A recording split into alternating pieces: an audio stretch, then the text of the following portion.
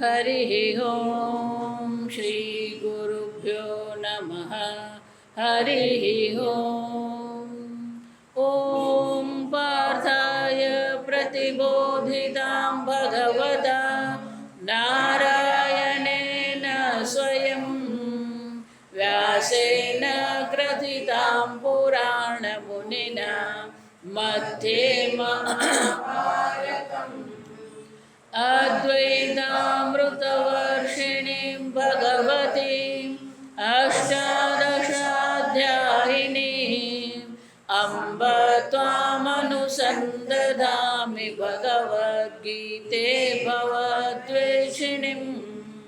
नमोऽस्तु देव्यास विशालबुद्धे पुल्लारविन्दायतपात्रनेत्र येन त्वया भारततैलपूर्णः प्रज्वालितो ज्ञानमय प्रदीपः प्रपन्नपारिजाताय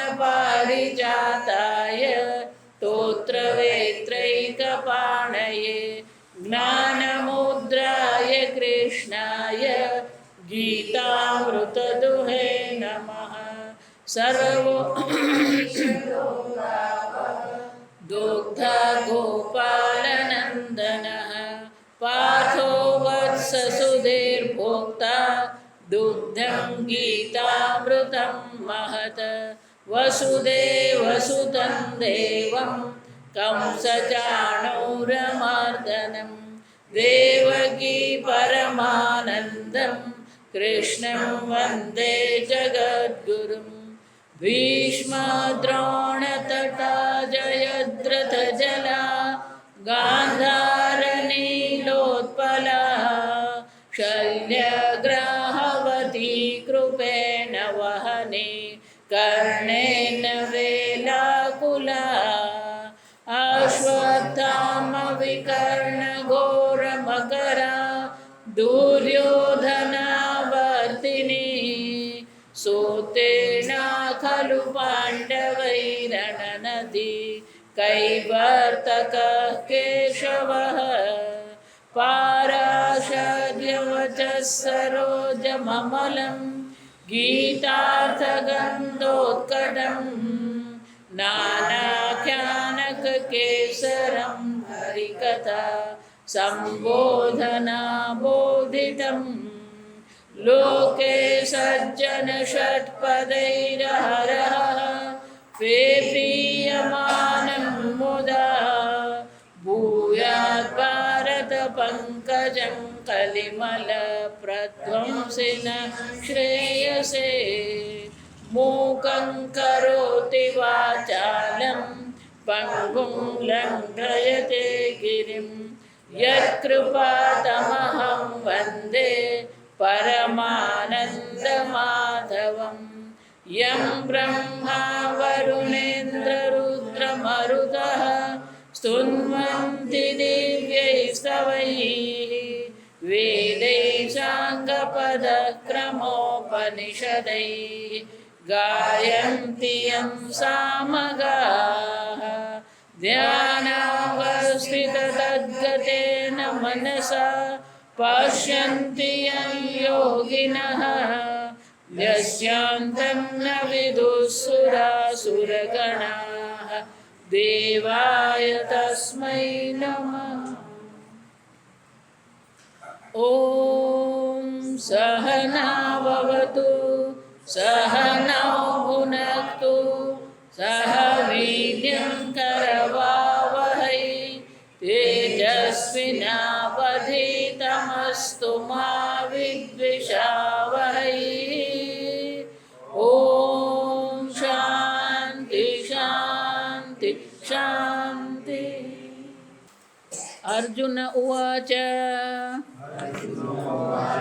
स्थाने ऋषिकेश तव प्रकीर्त्या जगत्प्रहृष्यत्यनुरज्यते च जगत्प्रहृष्यत्यनुरज्यते च રક્ષાંસि ભીતાનિ દિશો દ્રવન્તિ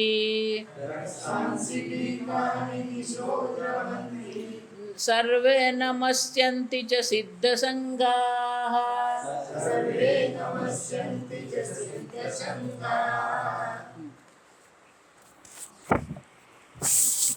અત્યારે ચર્ચાનો વિષય છે કે અર્જુન ડરી ગયો.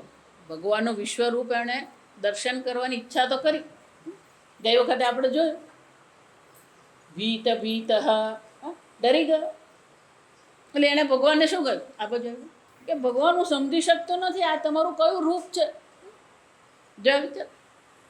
ત્યારે ભગવાને સમજાવ્યું કે સર્જન પણ હું જ કરનાર છું, સંહાર કરનાર પણ હું જ છું. અને જ્યારે એને સમજાયું ત્યારે ભગવાનને શું કહે છે? સ્થાને ઋષિકેશ. ગઈ વખતે આપણે જોયું સ્થાને એટલે યોગ્ય જ છે. જો આ સમજો, સર્જન યોગ્ય છે, સંહાર પણ શું છે? યોગ્ય જ છે. જન્મ પણ યોગ્ય જ છે, મૃત્યુ પણ શું છે? યોગ્ય જ છે. આપણને પેલું જન્મ, વૃદ્ધિ, વિકાસ આ બધું ગમે, પણ સંહાર કરવાની વાત આવે એટલે આપણે શું છે? ડરી જઈએ. અને એટલે ઋષિકેશ, સ્થાને ઋષિકેશ, હે ઋષિકેશ, આ બધું યોગ્ય જ છે. હવે મને સમજાઈ ગયું કે આ બધું યોગ્ય છે. કેમ? આ રાક્ષસો તમારાથી ડરી રહ્યા છે કારણ કે અધર્મ કરનારા છે. આ ઋષિઓ, દેવતાઓ તમને નમસ્કાર કરે છે, એ ધર્મ કરનારા છે.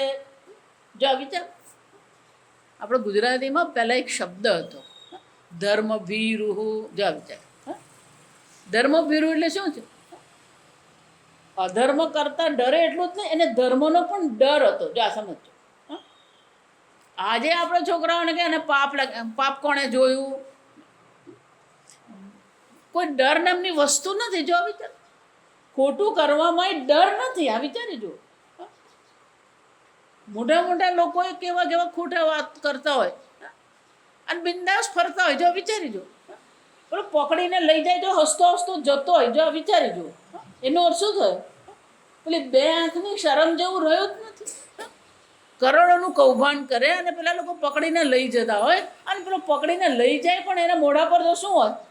સમજવા જેવું કે તમને કોઈ પકડી ગયું, તમારા પર આરોપ કરવામાં આવ્યો, આરોપ તમારા પાકા થઈ ગયા અને છતાં પણ તમને શું છે? ડર નથી. ધર્મ ભીરુ. ડર ભીરુ એટલે ડરનારો. જો એટલે મનમાં કોઈ ડર છે નથી. જો દિશો દ્રવંતી રક્ષાંસી છે.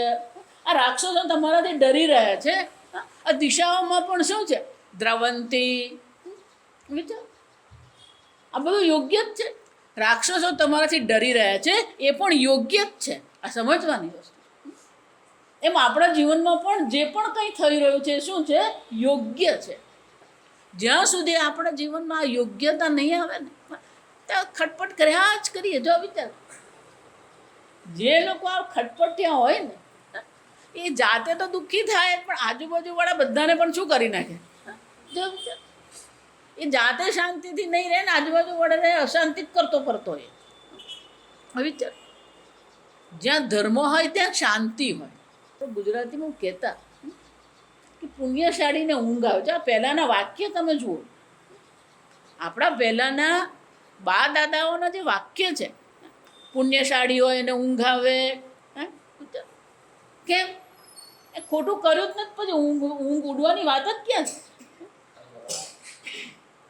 ખોટું કર્યું હોય તો આપણે ઊંઘ ઉડે. હું હંમેશા એટલા માટે ઊંઘ નથી આવતી એનો અર્થ શું થયો? મનમાં શાંતિ નથી એનો અર્થ શું થયો? ક્યાંક ને ક્યાંક આપણે કંઈક ખોટું કરી રહ્યા છીએ. વિચાર, આપણે શાંતિથી નથી બેસી શકતા. કેમ? આપણે જોઈ ગયા ત્રીજા અધ્યાયમાં, ચોથા અધ્યાય, છઠ્ઠા અધ્યાયમાં અર્જુન પૂછે ચંચલમ હિ મન કૃષ્ણ પ્રમાથી બલવદ્રડમ. આ ભગવાન, મારું મન કેવું છે? ચંચળ છે. એક વિષય પર ઠરીને બેસી શકતું જ નથી.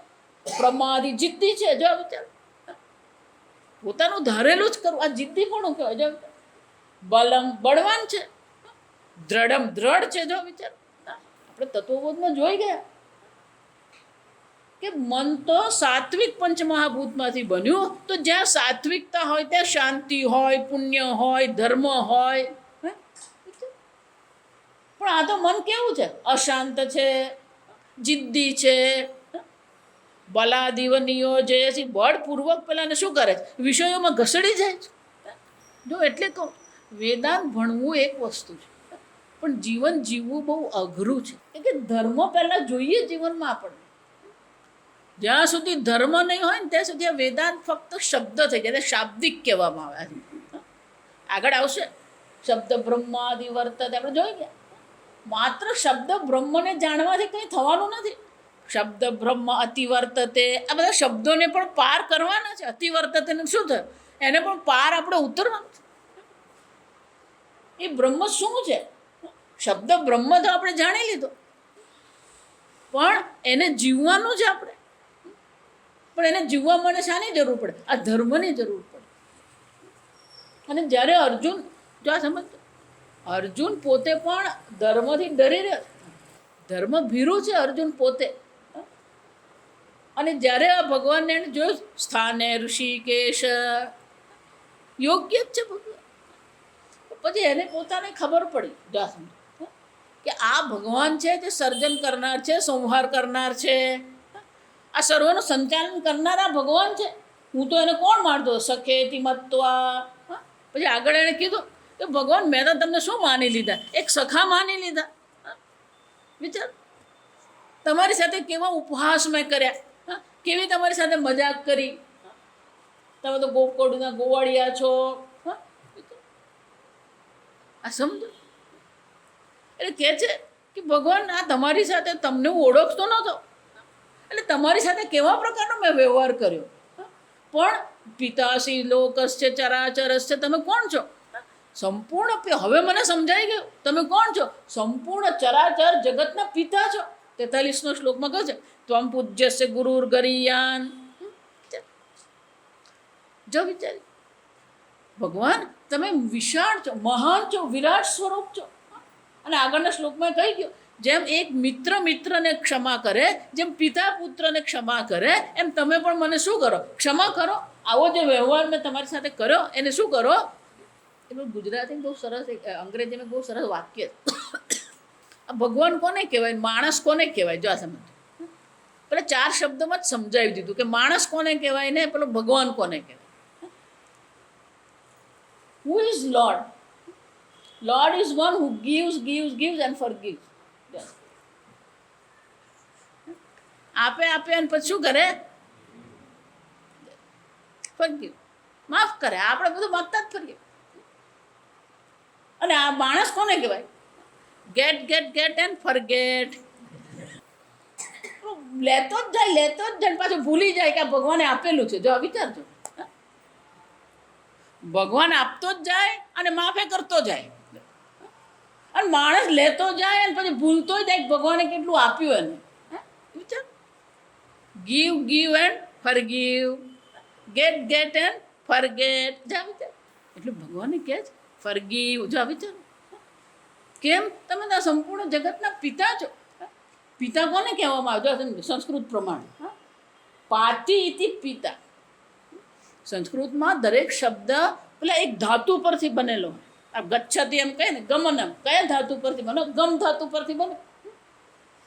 એમ પિતા શબ્દ છે ક્યાંથી બન્યો? પા ધાતુ પરથી બન્યો. જો પાતુ રક્ષતી, પા રક્ષણે, રક્ષા કરવી.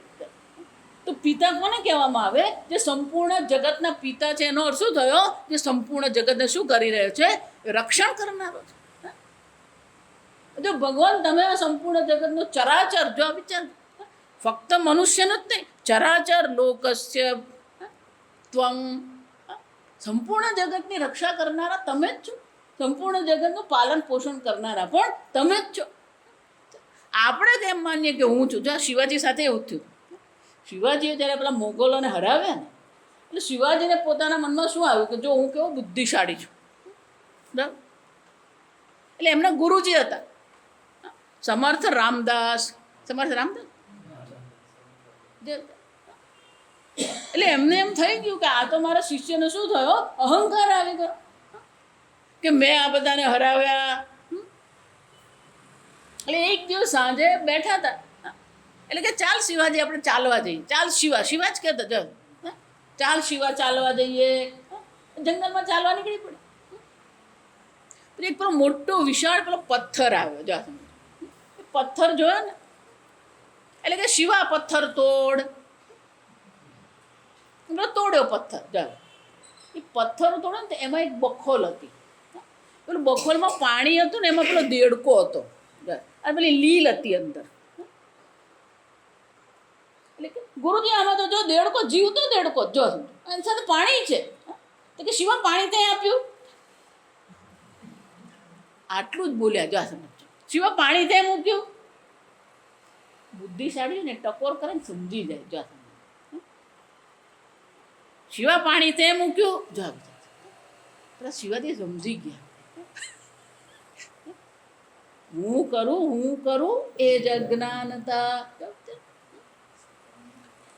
અર્જુનને એમ હતું કે હું યુદ્ધ કરીશ, હા ધર્મની રક્ષા કરીશ, ક્ષત્રિય છું. જો વિચાર હવે એને ખબર પડી કે સંપૂર્ણ જગતને ચરાચર જગતની રક્ષા કરનાર તો કોણ છે? આ ભગવાન છે. જો વિચાર પિતાસી લોકસ્ય ચરાચરસ્ય ત્વમસ્ય. એટલું જ નહીં પૂજ્યસ્ય ગુરુર ગરીયાન. જગતના ગુરુ પણ કોણ છે? કૃષ્ણમ વંદે જગત ગુરુ. લોકોને બે વસ્તુ આવડી જાય ને એટલે એ લોકોને એવું અભિમાન આવી જાય કે મને બધું જ આવડે. બધાને એક જ વાત, કોઈ જ્યારે તમને એમ લાગે ને મને બધું આવડી ગયું, સંસ્કૃત શીખવાનું શરૂ કરવાનું. પેલો બરફ પીગળી જાય ને એમ બધું પીગળી જાય. જો અને એમાં સંસ્કૃતમાં પેલું પાણીની જો શીખવા બેસો ને તો આપણે એમ જ થઈ કે આ ભગવાન કેવી બુદ્ધિ બનાવી, આ સમજ જ નથી પડતી. આશ્રમમાં ભણીએ તો પેલું પાણીની વ્યાકરણ ભણાવવામાં આવે. કેટલાક લોકો 10 દિવસ રહેવા આવે, 15 દિવસ રહેવા આવે એટલે એ લોકો વર્ગોમાં આવે, ગીતાના વર્ગમાં આવે, ઉપનિષદના વર્ગમાં આવે. પછી ખબર પડે પેલો સંસ્કૃતનો ક્લાસ ચાલે એટલે પેલો પૂછે, માતાજી સંસ્કૃતના ક્લાસમાં આવી આવજો પણ નિરાશ નહીં થતા. ખબર છે કે એને કંઈ ખબર પડવાની નથી પણ ના પાડવાની પણ શું કહી દેવાનું, તું નિરાશ નહીં થતો, તને નથી સમજાતું. આપણી દેશી ભાષામાં કે પેલું ઉપરથી જ જાય બધું. આપણી બુદ્ધિ કેટલી આગળ જોઈ ગયા બધું. આપણે જો સમજો 9મા અધ્યાયમાં બુદ્ધિમતામસ્મી બલમ બલવતામસ્મી. અર્જુન બુદ્ધિશાળીઓની બુદ્ધિ તો હું જ છું, બળવાનોનું બળ પણ હું જ છું, તેજસ્વીઓનું તેજ પણ હું જ છું, તપસ્વીઓનું તપ પણ કોણ છે? હું જ છું. આપણું છે શું? જો આ વિચાર કોને માટે આપણે આટલો બધો અહંકાર કરી? આ સમજ. અને એટલે કે છે ભગવાન ખરેખર સર્વના ગુરુ તો કોણ છે? તમે છો. ગુરુર ગરીયાન. તમારાથી વિશેષ ગુરુ બીજું કોણ હોઈ શકે? જો આ સમજો. એટલે શું કે નત્વત સમહ. ભગવાન તમારા સમાન તો કોઈ છે જ નહીં. તો તમારા સમાન કોઈ નથી. નત્વત અધિક. તો તમારાથી વધારે તો કોણ હોવાનું? જો વિચાર્યું તમારા સમાન જ કોઈ નથી. તમે સર્વવ્યાપી એક અદ્વિતીય ચૈતન્ય માત્ર છે. તમારાથી વિશેષ કોણ હોવાનું? જો વિચાર. જો એટલા માટે ભગવદ્ ગીતા ભગવાનનું જે સ્વરૂપ પ્રગટ કરે, ભલે આપણે શ્રી કૃષ્ણ કહીએ જન્માષ્ટમી ઉજવે, બધું જ સરસ જ છે, એમાં કોઈ વાંધો નથી. આ સમજો ભગવાન પોતાને કઈ રીતે પ્રગટ કરે છે? અભિન્ન નિમિત્ત ઉપાદાન કારણમ. આ સંપૂર્ણ જગતનું સર્જન કરનાર ઈશ્વર જ છે. જેમાંથી સર્જન થયું એ દ્રવ્ય પણ કોણ છે? ઈશ્વર જ છે. અભિન્ન નિમિત્ત ઉપાદાન કારણ ઈશ્વર.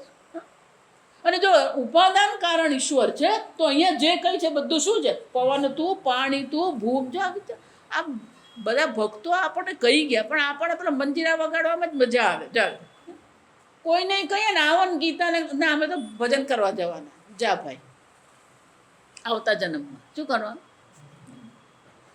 કે ભજન કરેલું નકામું તો જવાનું જ નથી. આ જન્મમાં જે ભજન કરે એ જ ભજન પછી આવતા જન્મમાં એને ક્યાં લઈ જવાના? એ ગીતામાં લઈ જાય. પણ ભણે કે અનેક જન્મ સંસિત. આ અનેક જન્મનું છે. જો વિચાર વેદાંત કે પાણીની વ્યાકરણ આ બધું એક વખતમાં નહીં થાય. સમજ. અને એટલે કે ભગવાન તમારા જેવું તો કોઈ તો પણ તમારાથી વધારે અધિક કુતઃ અન્ય. ભગવાન તમારા સમાન કોણ છે? તમારાથી અધિક કોણ હોઈ શકે? જો આ વિચાર કોણ છે એનો અર્થ શું થાય? કોણ હોઈ શકે? કોઈ છે જ નહીં. લોકત્રયે અપિ અપ્રતિમ પ્રભાવ. તમારો પ્રભાવ કેવો છે જેની કોઈ ઉપમા આપી શકે. પ્રતિમા એટલે ઉપમા. જો સમજ, શંકરાચાર્ય કહે છે પ્રતિમયતે પ્રતિમીયતે સા પ્રતિમા ન વિદ્યતે. ભગવાન આટલા જ છે એવું કોઈ કહી જ નહીં શકે. જો સમજો, પ્રતિમા એટલે શું થયું? શ્રી કૃષ્ણની પ્રતિમા એમ કહીએ એટલે એક આકારમાં આપણે ભગવાનને માને. આ કૃષ્ણ જો વિચાર, તો ભગવાનને એક આકારમાં, એક દેશમાં, એક કાળમાં આપણે બાંધી શકીએ નહીં? અપ્રતિમ પ્રભાવ. એક દેશ એક કાળમાં ઈશ્વર છે જ નહીં. નિરતિશય. અને એટલું જ નહીં, તમે પણ અપ્રતિમ છો ને, તમારો પ્રભાવ પણ કેવો છે, તમારી શક્તિ, તમારું જ્ઞાન, તમારી ક્રિયા અપ્રતિમ. કોઈ એની ઉપમા આપી શકાય એમ છે જ નહીં. અર્જુને પણ યુદ્ધ કર્યું ને, એટલે અર્જુનની ધજામાં કોણ હતું? પેલા હનુમાનજી હતા. એટલે તેને કપિધ્વજ કહેવાય. અર્જુનનું એક નામ શું છે? કપિધ્વજ. કારણ કે એની ધજામાં કોણ હતા? પેલા હનુમાનજી બેઠા હતા. ત્યાં સાક્ષાત હનુમાનજી બેઠા હતા. જો એટલે જ્યારે યુદ્ધ પૂરું થયું એટલે હનુમાનજી નીચે ઉતરે. એટલે અર્જુન આપણા જેવો હરખપદુડો. જો સમજ. એટલે હનુમાનજીને પૂછ્યું કેવું લાગ્યું અમારું યુદ્ધ, મહાભારતનું યુદ્ધ? 18 દિવસમાં. જો સમજ, 18 દિવસમાં 18 અક્ષૌહિણી સેનાનો નાશ થઈ ગયો. અને કેવા દિવ્ય અસ્ત્રનો ઉપયોગ થયો. એટલે એને એમ હતું કે કેવા દિવ્ય અસ્ત્ર શસ્ત્રનો ઉપયોગ અમે કર્યો. એટલે હનુમાનજીને પૂછી લઉં કેમ, કે એમણે પેલું રાવણ સાથે યુદ્ધ કરેલું, એને પૂછી લીધું. એટલે હનુમાનજી હસ્યા કે જવાબ નહીં આપે, પણ શું કર્યું? તો કે ના એમ નહીં, પણ કહો તો ખરા કેવું લાગ્યું? તો કે અર્જુન, જો તું ક્ષત્રિય છે, હું તને કંઈ કહું પણ તું ગુસ્સો નહીં કરતો. તો ના ના ના, હું કંઈ નહીં કહું, પણ તમને સાચું કહેજો. એટલે હનુમાનજી કે આ તમે જે યુદ્ધ કરતા હતા ને, હું તો કંટાળી ગયો. અને કંટાળી ગયો તો મને ઊંઘ આવી ગઈ. કે કેમ? કે આ તીર તમે નાખો ને, આમ એક ડીંગલું આમ નાખે, અમે તો આખું ઝાડ ઉચકીને ફેંકતા. આમ એક આમ નાખે ને આમ એક આમ નાખે, પછી અમે એક, અમારે તો બધું હોલસેલ જ ચાલતું. આખું ઝાડ ઉચકીને ફેંકે, પેલા 100-150 શું થઈ જાય? સાફ થઈ જાય. પછી આમ પેલો એક ગોળો નાખે, અમારે આખો પર્વત ઉચકીને શું કરવાનું? પધરાવી દેવાનું. એટલે આ તમારું બધું જોઈને હું તો કંટાળી ગયો, ઊંઘી ગયો હતો. ખરેખર કે ના, કે 2 વખત હું જાગ્યો હતો. 2 વખત હું જાગ્યો હતો. કે ક્યારે? તો કે એક વાર તું પેલો કર્ણ સાથે તું લડ્યો ને ત્યારે, અને બીજી વાર પેલો ભીષ્મ પિતામહ સાથે તું લડ્યો ને ત્યારે. આ 2 વખત હું જાગ, બાકી વખત હું ઊંઘતો જ હતો. જો વિચાર, અર્જુન કોણ છે? એટલે પછી હું કહેવાય, આ ઉપમા એમ કહેવામાં આવે ને, સરખામણી કહેવાય. એટલે કે 3 વસ્તુ જે છે ને, એની કોઈ સરખામણી આ જગતમાં નથી. ગગનમ ગગનોપમમ. આ ગગન આકાશ કોના જેવું છે? આકાશ બીજું કંઈ છે જ નહીં આકાશ જેવું. જો વિચાર, ગગનમ ગગનોપમમ. સાગર સાગરોપમમ. આ સાગર કેવો છે? સાગર જેવો. એના જેવું બીજું કોઈ હોય જ નહીં. સાગર જેવું બીજું ક્યાં હોવાનું? જો એ જ રીતે શું છે? રામ રાવણ યોહો યુદ્ધ, રામ રાવણ યોહો એવ. આ રામ અને રાવણનું જે યુદ્ધ થયું, એના જેવું બીજું કોઈ યુદ્ધ થયું જ નથી. આને શું કહ્યું? અપ્રતિમ પ્રભાવ. કોઈ સરખામણી જ નથી. આ સમજ, તમારા પ્રભાવને, તમારી શક્તિ, તમારા જ્ઞાનને શું છે, કોઈ પ્રકારથી પણ શું કરી શકીએ? કોઈ ઉપમા આપી સરખામણી કરી શકાય એવી શક્યતા જ નથી. અપ્રતિમ પ્રભાવ. આમ અર્જુનને હવે સમજાયું. 43મા શ્લોકથી, 36મા શ્લોકથી 43 શ્લોક સુધી શું છે, એને જે સમજાયું એ ભગવાન સામે બોલ્યો. ભગવાન તો બધી જ ખબર છે આ સમજ, પણ એ શું સમજ્યો, એ શું કરતો હતો? ભગવાન સામે રજૂ કરતો હતો કે હવે ભગવાન મને હવે ખબર પડી. પણ આ બધી તને ખબર પડી પછી શું કરવાનું? બહુ સરસ છે. સમજો 44મા શ્લોકથી કે એકવાર ભગવાનના આ પ્રભાવની આપણને ખબર પડી હોય, આપણી અલ્પતાનું જ્ઞાન જ્યાં છે, ભગવાનની સર્વજ્ઞતાનું જે જ્ઞાન છે, તો પછી આપણા જીવનમાં શું હોવું જોઈએ, આપણે કેવા હોવા જોઈએ, એ અર્જુન પોતે જ પોતાના વ્યક્તિત્વને રજૂ કરે, જેવું વ્યક્તિત્વ આપણું પણ હોવું જોઈએ. એટલે 44મો શ્લોક. તસ્માત પ્રણમ્ય પ્રણિધાય કાયમ પ્રસાદયે ત્વામહમીશમીડ્યમ પિતેવ પુત્રસ્ય સખેવ સખ્યુઃ પ્રિયઃ પ્રિયાર્હસી દેવ સોઢું.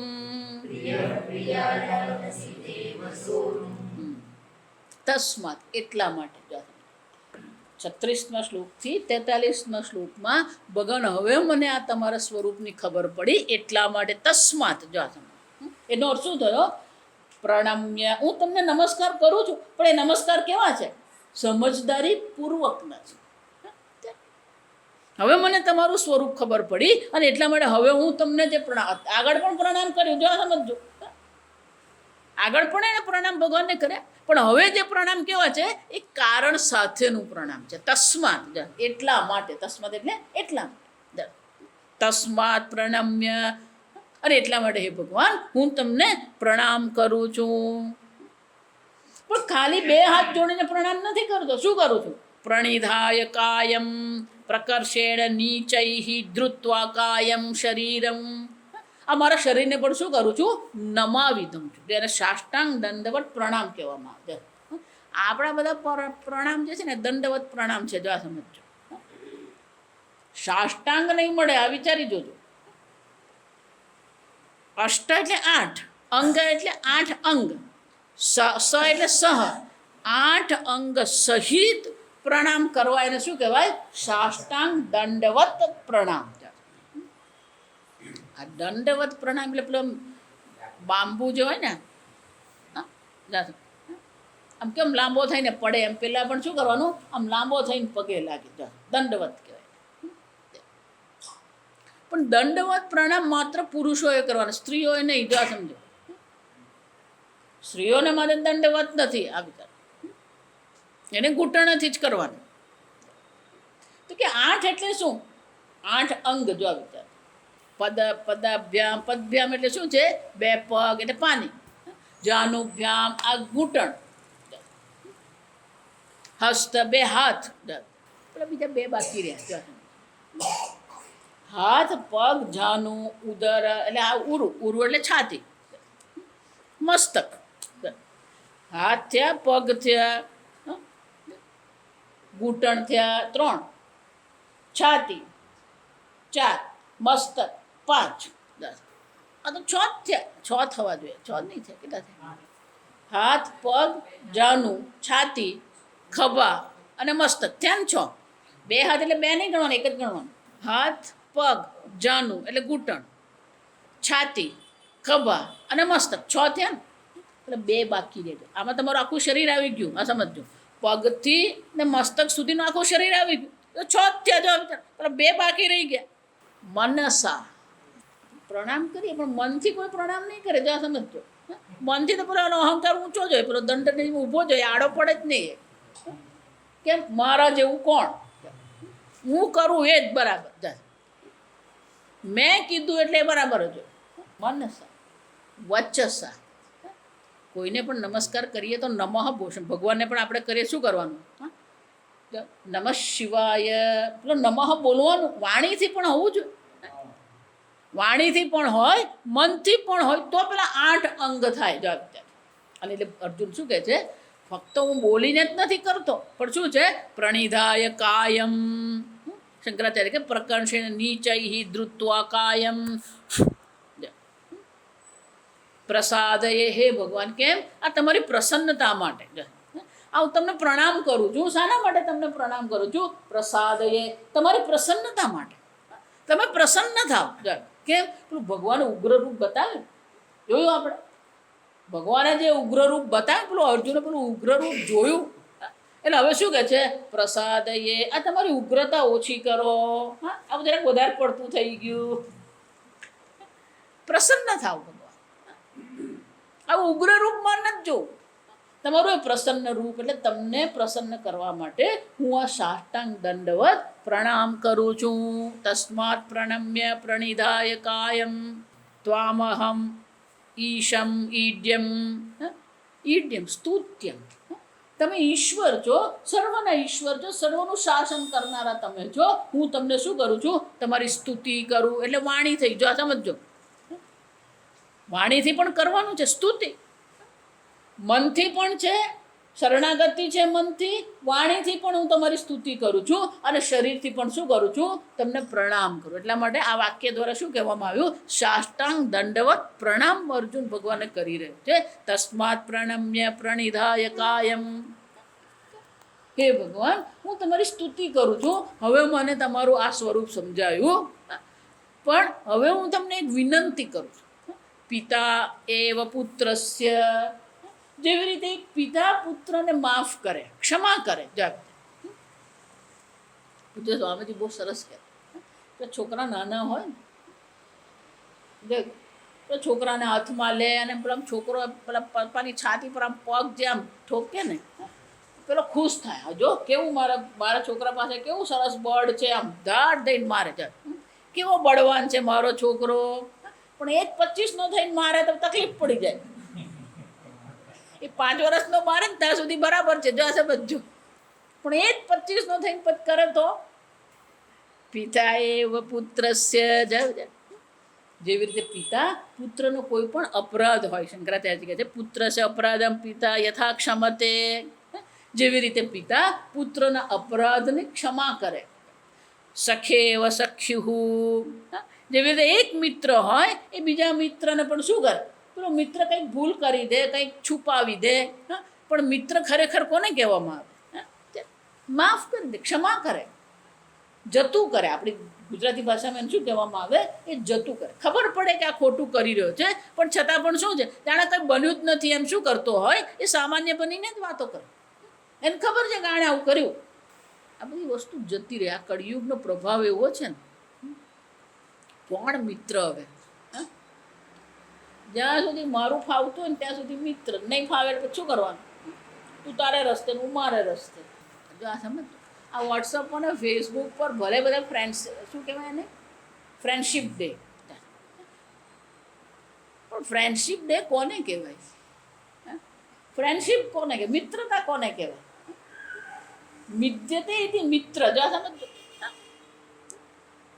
જ્યાં સ્નેહ છે, સ્નિગ્ધતા છે, સ્નેહ હોય ને પછી બધું જ જતું કરવા આપણે તૈયાર. સખા ઇવ સખ્યુ, પ્રિય પ્રિયાર્યા પ્રિયાયા. જેમ એક પ્રેમી પોતાની પ્રેમિકાને શું કરે છે? એ ક્ષમા કરે. પ્રેમ જ્યાં હોય ને, અંગ્રેજીમાં લેટ ગો કહેવાય, જતું કરવું. આપણે ગુજરાતીમાં શું કહેવાય? જતું કરવું. આપણે કેટલું જતું કરી શકીએ? જો આજના બાળકોને લેટ ગો કોને કહેવાય ને એ તો ખબર જ નથી. આ સમજ. અને માતા પિતા શીખવતાય નથી. 2 વસ્તુ આપણે જતી કરીએ, 2 વસ્તુ આપણે આપીએ. વેચીને ખાવામાં જે આનંદ છે, જો એટલે કેટલીક સ્કૂલોવાળા એવું કરતા હોય કે ઘરેથી જ બનાવીને લાવવાનું. પહેલું તો બજારમાંનું પેલા પેકેટ લાવવાનું નહીં, અને પછી દરેકે પોતાના મિત્ર મંડળ સાથે 5-6 જણાએ ભેગા થઈને શું કરવાનું? બેસવાનું. અને પછી દરેકે પોતાના એકબીજાના ડબ્બામાંથી શું કરવાનું હોય? ખાવાનું. શીખવવું પડે. મિત્ર છે, પ્રેમિકા, પ્રેમ કરીએ ને આપણે. પેલી બ્લાઇન્ડ લવની વાત નથી કરતા, જો આ સમજો. પણ પ્રેમ કોને કહેવામાં? મારું બધું ધારેલું થાય તો જ પ્રેમ. અને મારું ધારેલું નહીં થયું શું કરવાનું? મારા છૂટાછેડા. જો આજે તો એવું થઈ ગયું છે. હમણાં કોર્ટમાં કેસ ગયો, જો આ મજાક નથી કરતી. પેલો પતિ કહે કે મારે આનેથી છૂટું થવું. પેલો જજ કે પણ શું તને દુઃખ શું પડે? કે દુઃખ નહીં પડે, આ રોજ મને બહુ લાડવા ખવડાવે, બહુ ખવડાવ કરે છે. પેલી બિચારીને પ્રેમનું વ્યક્ત કરવાની એક જ રીત આવડે. શું કરવાનું? ખવડાવવાનું. પ્રેમ વ્યક્ત કરવાની બીજી પણ રીત હોય, ફક્ત ખાવાનું જ હોય નહીં. કેમ કે પેલી બનાવે અને પછી પેલો ન ખાય તો પેલી રિસાઈ જાય. જો મારા હાથનું તને ભાવ્યું નહીં, કોના હાથનું તને ભાવ્યું? આ શરૂ થતી. જો આ સમજ, ભગવાન આ જે અર્જુન કહી રહ્યો છે, પતિ પત્ની એમ નથી કહેતો. જો વિચારી જોજો, એણે પતિ પત્ની નથી કીધું, પણ શું કીધું? પ્રિય પ્રિયાયા. પ્રેમી પ્રેમિકાને શું કરે? ક્ષમા કરે. અને પ્રેમિકા પ્રેમીને બંને જ જોઈ લે, પછી એક બાજુ નહીં જોવાનું. પ્રેમી પ્રેમિકાને ક્ષમા કરે અને પ્રેમિકા શું કરે? પ્રેમીને ક્ષમા કરે. નવા નવા પરણેલા અને પેલી ભણતી હતી એટલે બહુ રસોઈ પાણી બહુ શીખેલી નહીં, પછી લગ્ન થયા પછી પેલા નોકરી બહાર મળી એટલે બે જણા બહાર રહેવા ગયા. હવે આડે રસોઈ કરવાની જાત. પેલી રોટલી બનાવે ને તો પેલી રોટલી એક દિવસ બળી ગઈ જાત. પેલો પતિ જ ખબર કે એમ તો કહેવાય ને ત્યાં રોટલી બાળી નાખી, કરવું શું? પેલી રોટલી કરતી હતી, નાન રોટલી ખવડાવે, પેલી બળેલી રોટલી જાત. એટલે પછી પતિ કે આજે તો તું બહુ સુંદર દેખાય છે ને. પેલીને એમ થયું કે આ ખાતા ખાતા સુંદર દેખાય છે એમ કેમ? કે કેમ એવું કહો છો? તો કે જો ને તને જો ને રોટલી બળી ગઈ. કહેવાની પણ શું હોય? રીત હોય. જા સમજ. સીધું જો કહેતું કે રોટલી બાળી નાખી મગજ મારી થઈ જાય, પછી મહાભારત થઈ જાય. જા સમજો. એમ એકબીજાને ક્ષમા કરે. જ્યાં પ્રેમ હોય ને, પૂજ્ય સ્વામીજી બહુ સરસ કહેતા કે જ્યાં પ્રેમ હોય ને ત્યાં ડિમાન્ડ નહીં હોય. ડિમાન્ડ એટલે માગવું, હક કરવું. આપે તો જ નહીં. પૂછો સ્વામીજીને પૂછજો, આપણે દિવાળીની પુસ્તિકા બહાર પાડી જતી, આપણે પ્રેમની શોધ વાંચી હોય તો ખબર હોય તમને. ડિસ્કવરિંગ લવ કોને કહેવાય? પ્રેમ. પેલો એક બે જણાના લગ્ન થવાના હતા. એટલે આ પેલો આમ ભણેલો એન્જિનિયર, પણ પેલું સાહિત્યમાં એને રસ. એટલે પછી બે જણા બેઠા હોય, વાતો કરે, થોડી સાહિત્યની ભાષામાં બધી વાતો કરે, કવિતા ગાય, શાયરી કરે. પેલી જે હતી ને એ થોડીક પ્રેક્ટિકલ, એને આવી બધી બહુ મજા નહીં, પણ ગમે એટલે સાંભળ્યા કરે, પણ આમ પ્રેક્ટિકલ. પેલો એક દિવસ કે તારા વાળ બહુ સરસ છે ને, તારા વાળ આવા છે ને, તારી આંખ આવી છે ને, તારા કાન આવા છે. પેલી સાંભળ્યા ગયું શાંતિથી. પણ મેં કીધું ને આમ પેલી બહુ વ્યવહારિક પ્રેક્ટિકલ માણસ છે, એટલે પેલું પ્રેમથી બધું સાંભળ્યું એણે. પછી પેલું અલે તમે આટલા બધા તારા વખાણ કરું, તું કંઈ કહેતી જ નથી એમ કે ના હું સાંભળું છું. પણ કે તું આવું કેમ કહે? તો કે તમે મારા વાળના વખાણ કર્યા, મારી આંખના વખાણ કર્યા, ધારો કે મારા વાળ જ નહીં રહ્યા શું કરશો? કોને પ્રેમ કરીએ આપણે? આપણે એના વાળને પ્રેમ કરીએ જ? આપણે એની આંખને પ્રેમ કરીએ કે વ્યક્તિને પ્રેમ કરીએ? પ્રેમ કોની સાથે હોવો જોઈએ? વ્યક્તિ સાથે હોવો જોઈએ. જો આ સમજજો બરાબર. જો તમારો પ્રેમ વ્યક્તિ સાથે હોય ને તો બાકીની બધી વસ્તુ શું થઈ જાય? ગૌણ બની જાય. અને તો પછી પેલી ક્ષમા આવે. પણ જ્યાં અપેક્ષાઓ છે, જ્યાં માંગણી છે, જ્યાં હક છે ને, પછી ત્યાં પ્રેમ નહીં હોય. જો તમે કેટલું જતું કરી શકો. અને એટલે ભગવાનને પેલું 3 દ્રષ્ટાંત આપે. જેમ પિતા પુત્રને ક્ષમા કરે, જેમ મિત્ર મિત્રને ક્ષમા કરે, જેમ પ્રેમી પ્રેમિકાને ક્ષમા કરે, એમ ભગવાન તમે પણ શું કરો? અરહસી દેવ સોઢુમ. એ જ રીતે હે ભગવાન તમે પણ મને શું કરી શકો છો? મને ક્ષમા કરવા માટે. પણ ક્ષમાને બદલે શબ્દ બહુ સરસ વાપરે. જો આ સમજો. અરહસી સોઢુમ, તમે પણ મને સહન કરવા માટે. જો આ વિચાર. સોઢુમ એટલે શું થાય? સહન કરી લેવું. કેમ સહન કરી લેવું? એટલે કે હું જેવો છું એવું પણ શું છે? ભગવાન તમારો ભક્ત છું, જેવો છું એવો પણ શું છે? આ તમારો શિષ્ય છું, મને તમે શું કરો? સહન કરી લો. સ્વીકારી લઈએ, ક્ષમા કરીએ. પણ અર્જુન શું કહે છે? સોઢુમ અરહસી, તમે પણ મને સહન કરી લો. આ મારી અલ્પતા છે, હું કબૂલ કરું છું કે આ મારી શું છે? અલ્પતા છે. અને જો આ મારી અલ્પતા છે તો મારી અલ્પતાને તમે શું કરો? સહન કરી લો, ક્ષમા કરો. કેમ? કે આગળ અર્જુન કહી ગયો તમારા સમાન પણ કોઈ નથી, તમારાથી અધિક પણ કોઈ નથી. અને જો ભગવાન તમારા જ્ઞાનના સમાન કોઈ નહીં હોય તો તમારા જ્ઞાનની સામે મારું જ્ઞાન તો કેટલું હોવાનું? અને જો મારી પાસે અલ્પ જ્ઞાન છે તો મારા અલ્પ જ્ઞાનથી હું જે પણ કંઈ કરું એ તો કેવું હોવાનું હતું?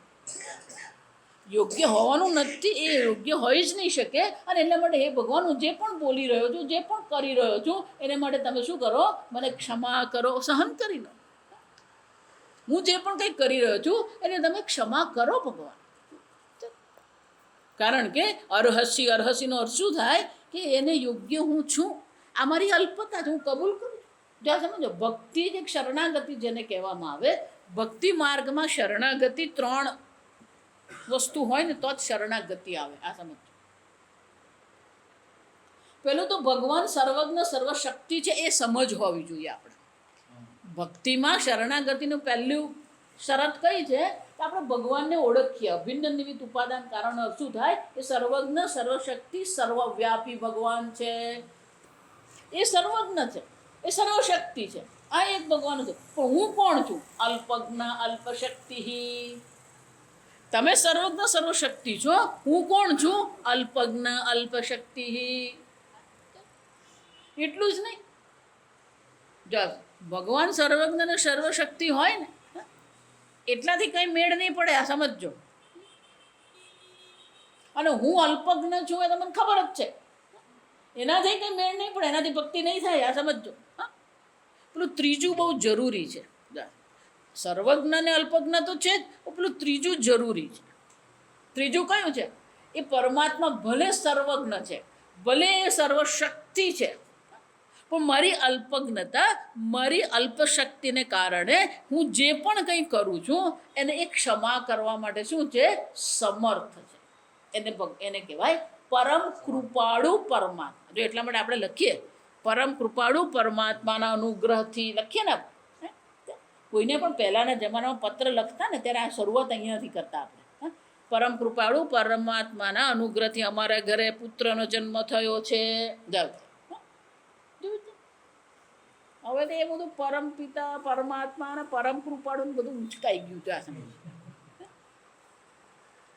પહેલાંના જમાનામાં જે પત્રો લખતા ને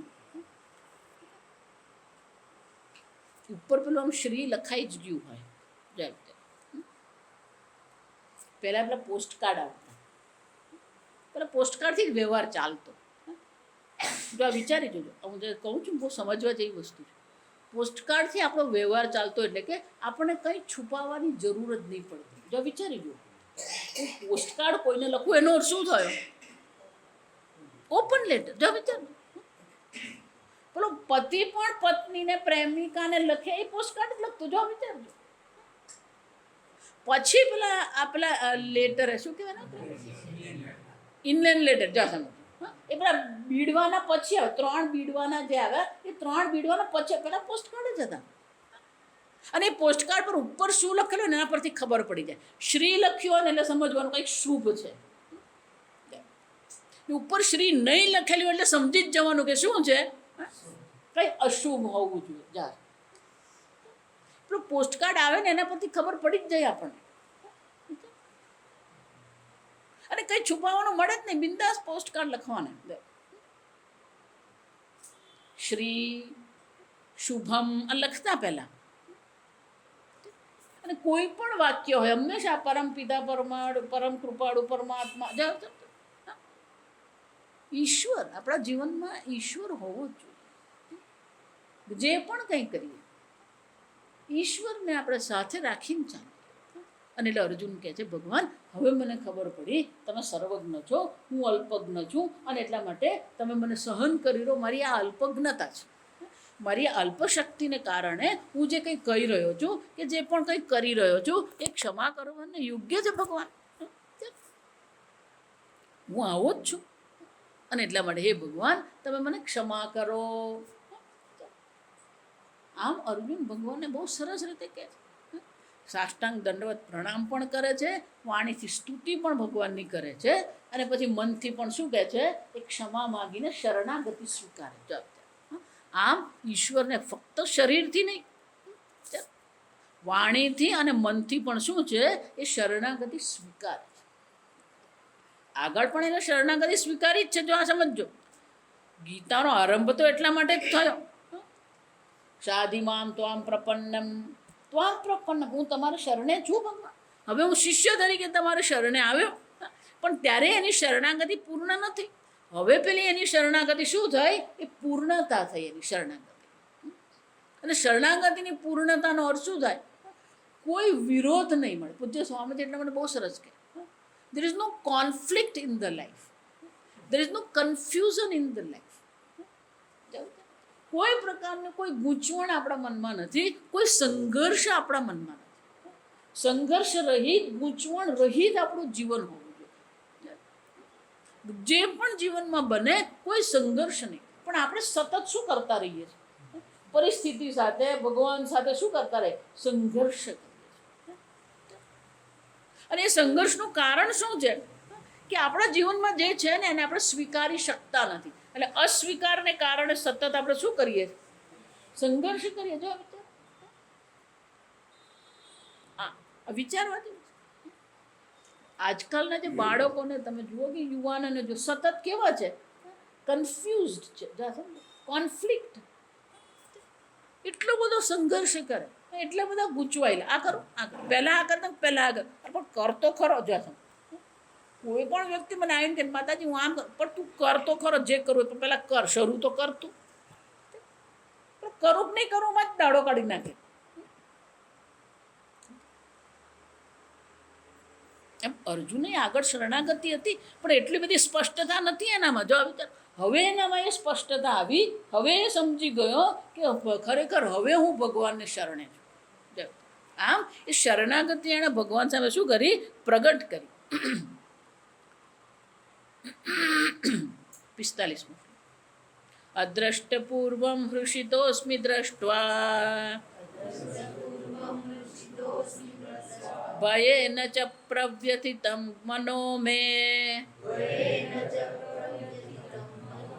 તદેવ મે દર્શય દેવરૂપમ પ્રસીદ દેવેશ જગન્નિવાસ.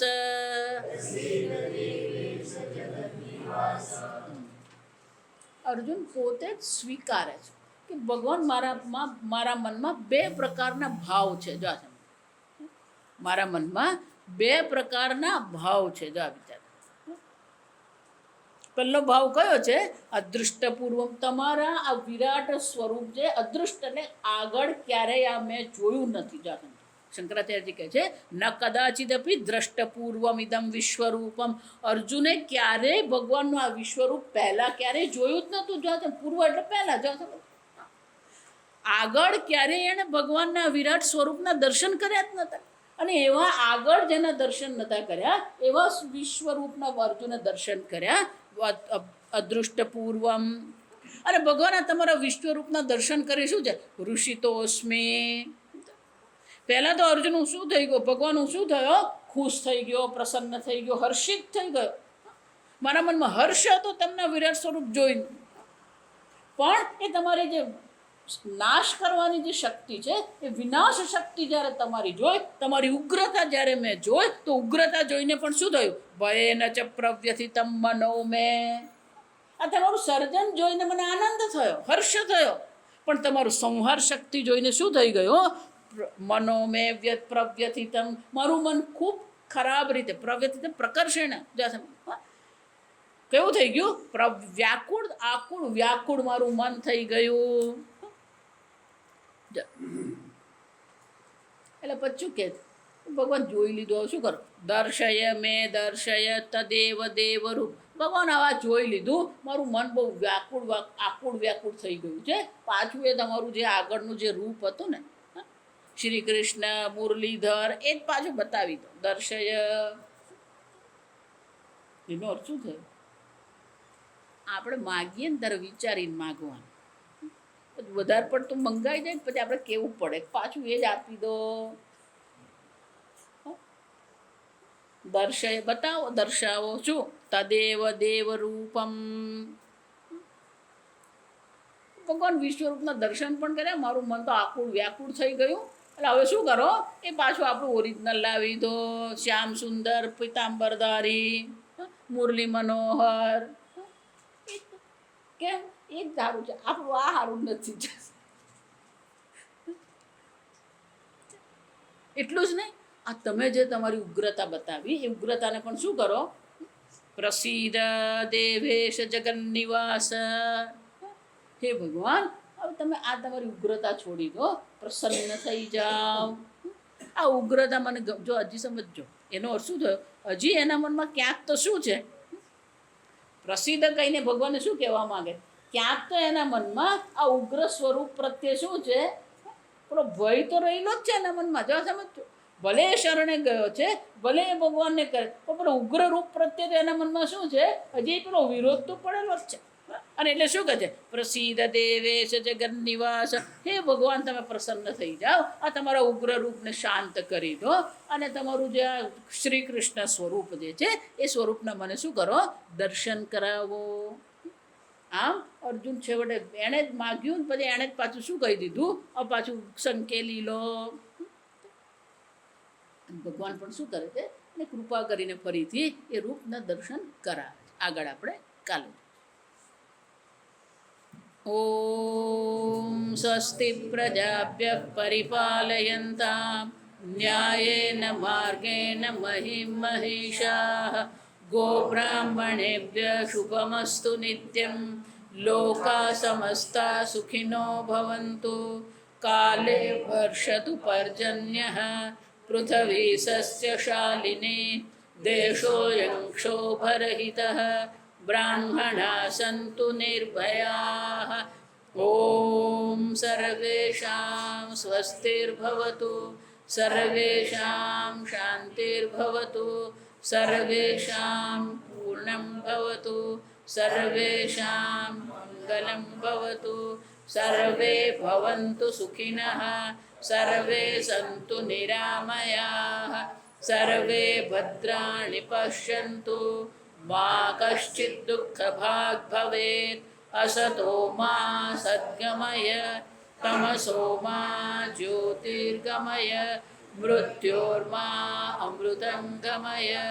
ઓમ પૂર્ણમદ પૂર્ણમિદં પૂર્ણાત પૂર્ણમુદચ્યતે પૂર્ણસ્ય પૂર્ણમાદાય પૂર્ણમેવાવશિષ્યતે.